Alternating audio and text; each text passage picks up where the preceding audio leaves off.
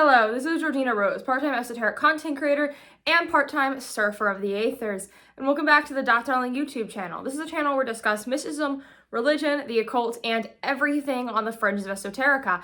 And in this video, we are getting back to our roots, to the series that really kicked off this channel and started what we do here, Occult 101. Occult 101 is a series of videos where I give beginner explanations to broader occult traditions and topics so you can have some fundamentals to jump off of and do further research. And in this episode, we're going to talk about planetary magic. While I have discussed previously how to time any occult ritual according to the planets, which you can do, you can time literally everything according to the planets, there actually is an entire discipline and school of magic within Western esotericism known as planetary magic, or the utilization of the actual planets to do magic and ritual. This is obviously different than just timing based on that, because you are actually infusing the ritual with that planetary energy and with the entities associated with these planets. Though, when we are talking about any form of planetary magic, you need to return to those planetary timing fundamentals, because timing is everything. Now, planetary magic has a strong relationship with the discipline of astrology. Astrology is the idea of tracking the movement of the planets to see how that would impact life on Earth. This can be explained in two theological ways, and whichever theological explanation you choose for this is going to color how you approach planetary magic. In the West, the common explanation is through what is known as above, so below, or the macrocosm and the microcosm. Basically, that what is in the big scheme affects what is down here, and vice versa. There is a relationship between everything. Everything is connected, and they all impact each other in this sort of ripple effect. So astrology would affect our lives because what happens up there is reflecting what's happening here, and our rituals would affect everything else because what happens in our microcosm affects our macrocosm, and that is why magic would work, this relationship. Now, the other explanation is the celestial rays theory. I like to call it space beams because I think that's funnier, but it basically comes from an idea in a treatise written by the founder of Arab philosophy, Al-Kindi, who argued that he believed in Allah, that was the god that he followed, but you could really apply this to a number of gods. Typically, in pantheons that are polytheistic, there is sort of a god that is sort of the king of the gods or a supreme god, so you would apply this theory to any supreme god in whatever pantheon you're into. Made the planets, and the planets emanate beams down, and the beams themselves impact our lives. Space beams. He uses rays, not beams. Beams is better. He should have said space beams. But basically, yes, it's the literal rays. And this superstition actually has some basis, particularly around eclipses. Eclipses are seen as the most negative astrological transit in most systems, and it was believed in many pre-conversion polytheistic cultures that you should not stand out under the rays of an eclipse because the rays themselves will hit you and it'll impact your life stronger than the eclipse transit on its own. I know some modern Hindus appear to follow this superstition, but I don't know if that's actually part of Hindu doctrine or just something a few people do. Now, let's get into the spirits of planetary magic, because obviously the planets themselves do play a bit of a role. The movement of them matters. But this raises a theological question. Are we worshiping the literal planets? Are we invoking the literal planets? Or are we invoking the gods of these planets and the gods that connect to each of these planets? So if you go with celestial rays theory, you're obviously dealing with gods of these planets or a supreme god that controls these planets, because obviously the beams exist because it was created by divinity.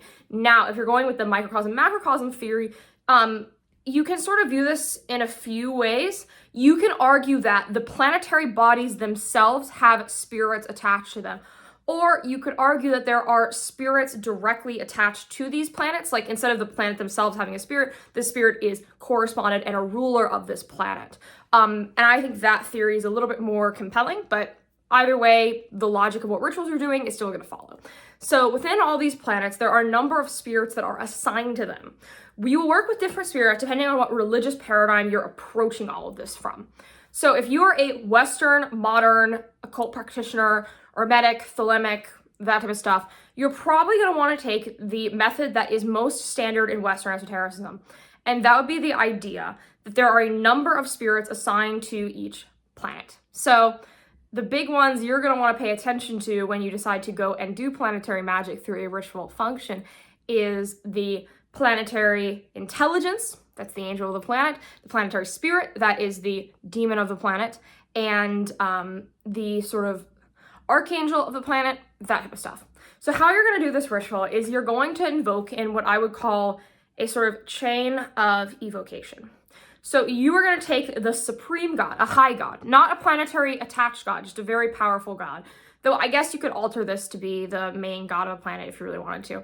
And then you're going to use that to call upon the intelligence of the angel, and then you are going to use the intelligence of the angel to call upon the spirit in this chain of ritual, because you don't want to work with the spirit directly. I saw someone explain this as, and I believe it was Lux Attorney, don't quote me on that, said that it's really important to use all of these chains together if you're working in these fashion, because sort of the spirit of the planet is the gun, right? It's a wild horse, and you need a safety on a gun or a cart on a horse to sort of control it and make sure it doesn't go absolutely crazy and do a bunch of path of destruction. So that is why you need the intelligence. The intelligence sort of controls that spirit, so you have more control over it. And obviously the intelligence is an angel, and in most systems you don't like worship angels directly, you call for angels' intercession, which means that you call an angel to call the god above it. So it's basically like using that like hierarchy of power. So it's an intercession. And then, of course, you would hit that supreme god at the top, or the high god. Now, another way to view this is the way that a lot of Reconstructionist pagans approach planetary magic, in the idea that every system has a list of pagan deities that are assigned to specific planets. And to work with the planets, you work with these deities. The system I'm going to use, because it's the easiest to explain this with, would be the Roman system. So there is a god named Sol. There is a god of the moon. There is Mars, there is Mercury, there is Jupiter, there is Venus, and there is Saturn. And these actual deities you can honor and use that deity to tap into the power of that planet. And all of these deities, coincidentally, correspond to the planet they have the same name as. Isn't that nice? Isn't that easy? And underneath them, there are, of course, lesser spirits that you can use as well in this magical process. And if you know what these deities are equivalent to, you can easily transfer that to Greek. So if you're a Greek pagan, you can do that, right? You got your Saturn is now Kronos, and so on and so on and so on. Mercury is Hermes, as it goes. And if you look at systems that are polytheistic besides these two, you can see what those gods convert to as well, right? Like, Hinduism as well has their own list of deities that correspond to the planets as well. I will note, if you're going to approach planetary magic from a Hindu perspective, you're going to want to shift to Vedic astrology, and so things are going to start looking pretty different, because the Vedic system is calculated differently than the Western tropical zodiac, so just keep that in mind. You're going to want to do a bit more research and approach it from a slightly different angle, because when you talk about Hinduism, Hinduism is not approached in the same way that Western polytheism tends to be approached in. Now, continuing on spirits that are attached to these planets, we're going to take a look at the heretical Christian grimoire Arbitel. Arbitel claims it's a good Christian grimoire. Christians tend to take issue with it for a couple of reasons. But basically what the Arbitel is it is a very popular Western angel grimoire. And it uses a class of spirits that you don't see a lot of other places, called the Olympic spirits. And these Olympic spirits all correspond to specific planets. And within that book, you call up all these spirits, and you kind of tend to work through it in this like sequential approach, where you will start with a spirit of one planet, and then the next ritual will do the next, and so on and so on and so on, and sort of move through the spheres. And that brings me to a modern way of performing planetary magic, and that is through the idea of sphere initiations, or doing a series of rituals that initiate you into each of these planetary spheres and doing it in a specific order. A grimoire that is really modern and really within the school of kind of chaos magic that has this in it is 7 spheres. I actually worked through the rituals within 7 spheres myself when I was like really new to the occult. I did it forever ago, and I think it is a very sort of beginner-friendly way to use these spheres, because you're not doing like a really complex evocation, which a number of the things I've mentioned so far are complex and have a lot of layers and a lot of spirits involved, whereas if you do the sphere initiations, it's mostly like invoking, if I remember correctly. I believe it's invocation. And you just kind of go through it in a pretty simple way. And it helps you understand what all these planetary spheres are like and gets you used to that energy. Another way to do this, if you are not really the like evocation type, is through a technique called pathworking. Pathworking is typically discussed in the context of Hermetic Kabbalah, with working through the paths on the tree of life. Because when we look at the Hermetic Kabbalistic tree of life, we see that there are all these spherat, and between the spherat are the paths. And one way that people like to do this is to do these sort of like guided, intense visual meditations where you start at the bottom and you work up through all the spheres, and it sort of teaches you what all these spheres represent. And this idea you can apply to the planets, absolutely, and do sort of path workings of it. Path workings are interesting because while they are just sort of meditations, you can really see a lot and get a lot of sort of revelation from them. It's a useful technique. It's not really just like a simple meditation. You really do experience something. You can also mix pathworking into a larger ritual. So if you wanted to say make your own technique, you could say take one of the Roman pagan gods associated with the planets, invoke that god, and then, you know, give some offerings, and then do a path working during this invocation. So you can sort of build and make something bigger, something more complex. Another type of spirit that you can work with within a planetary concept is jinn. So jinn are from the Arabian world. They do predate Islam. They are originally from various pre-Islamic Arabian traditions and the other religions sort of in that region, but they do obviously appear heavily within Islamic tradition. And there are jinn that are assigned to each of the planets. There are ways to do this. And in Rain al-Alim's Jinn Sorcery, which is a pretty solid book, they actually have, what's really interesting is certain rituals you do on specific days and certain jinn that clearly correspond to certain planets. They also have jinn evictions, which are sort of getting jinns out of you and expelling them from you, assigned to each day of the week. And the names used within these evictions are slightly different, which I always found interesting. Furthermore, there are ways to connect to planetary magic that do not require calling up spirits at all or doing meditation pathworking at all. And that would be through what are known as the planetary squares.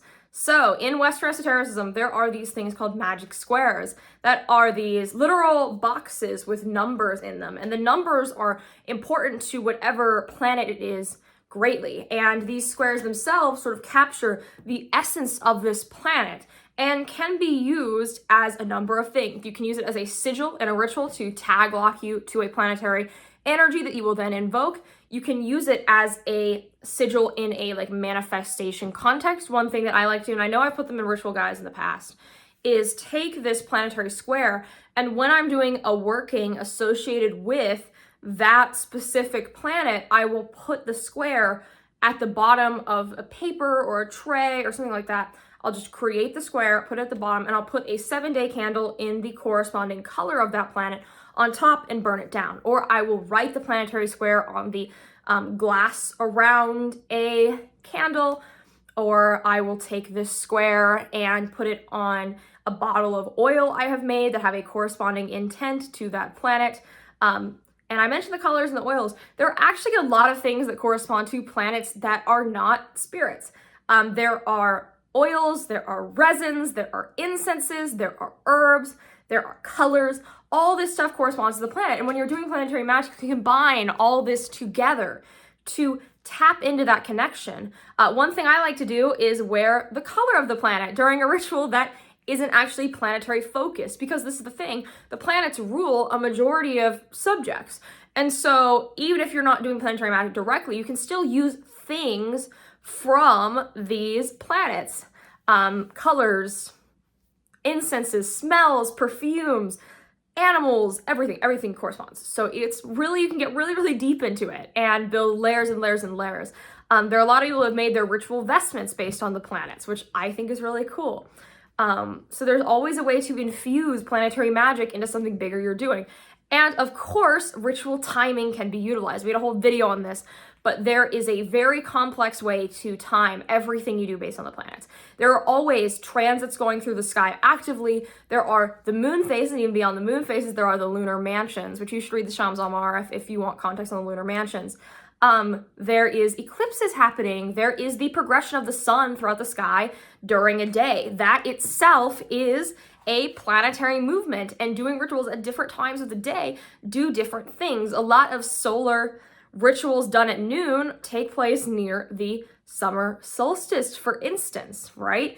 It has a difference. And within the day, there are planetary hours. So every single hour of the day corresponds to a specific planet, and this sort of restarts. Though keep in mind, the planetary hour breakdown does vary day to day, so you're always going to want to check that instead of assuming what hour we are in. There are many online programs that can do it, or you can calculate it by hand. I do not calculate it by hand because I am lazy. I calculate it online because those calculators, they're already there. You may as well take advantage of them. They're out there, right? And beyond all of this, you can just do pretty much anything with the planets involved. You could put it into everything you want. You can add it into prayers. You can say your prayers at specific times. And of course, you can give offerings to these planets. You can give them offerings whenever, but particularly if there is a really difficult transit relating to these planets, it can be really valuable to give offerings on those specific times. And this is known as astrological remediation, which is a little different than planetary magic, but I think it fits within this larger discussion. So within what is known as astrological magic, which obviously astrological and planetary magic have a heavy overlap, remediation is really stressed. And basically what it is if you have a really bad placement with a specific planet, or are going through a rough transit, or you simply feel disconnected from a specific energy, you can do things that sort of fit with the thing that that planet rules over to infuse your life with it and to sort of try to cancel out that effect, right? You can work with that.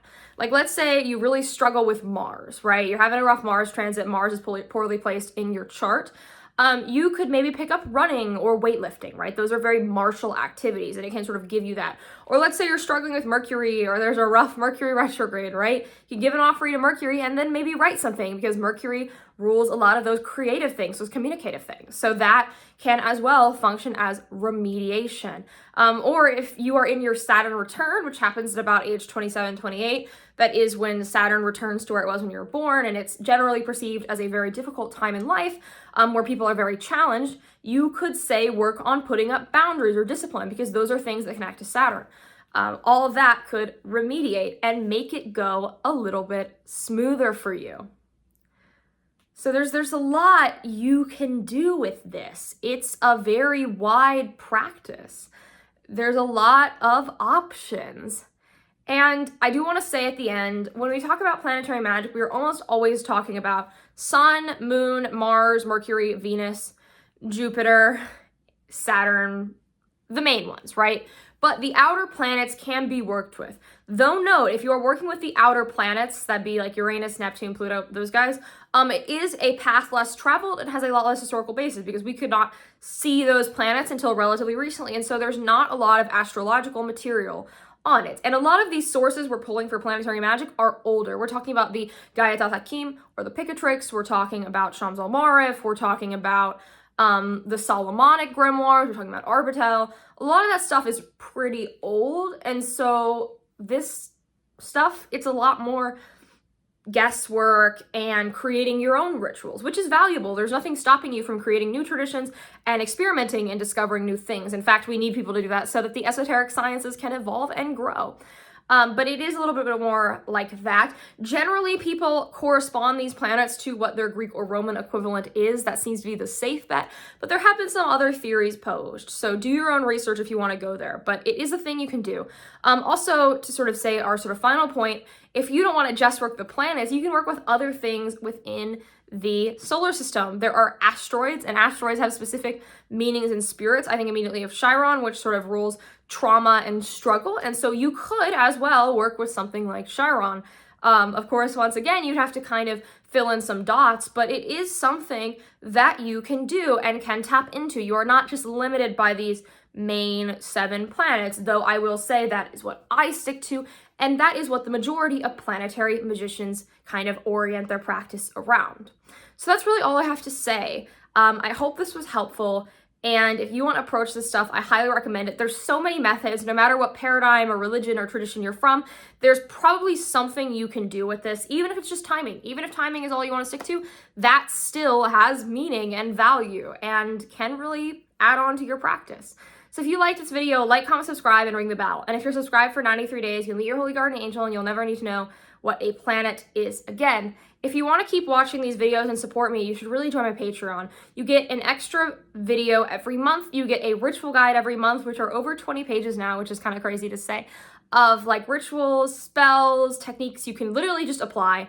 And I'm going to always put a little bit of planetary stuff in. I love the planets, so there's always something like that in there. And you get all these videos early. And if you are a high enough tier, you can meet with me about once a month to do sort of a like mentorship, spiritual consulting thing. If you want direct advice from me, I will happily give that to you. We also have a Telegram group chat where you can just like hang out and chat with other subscribers. It's really fun. I'm very active there myself, so you can talk with me whenever you want. As well, I am on a bunch of other social media platforms. I host this podcast called The Postmodern Iconoclast. It's also on this channel, but it is also on most podcasting platforms. It's really everywhere but Apple Podcast. And I am on Instagram, Twitter, TikTok, Telegram, Odyssey. I think that's everywhere. I'm also on Substack. Not very active on Substack, but I am there sometimes. So thank you so much, and I will see you guys in the next one. All right, bye.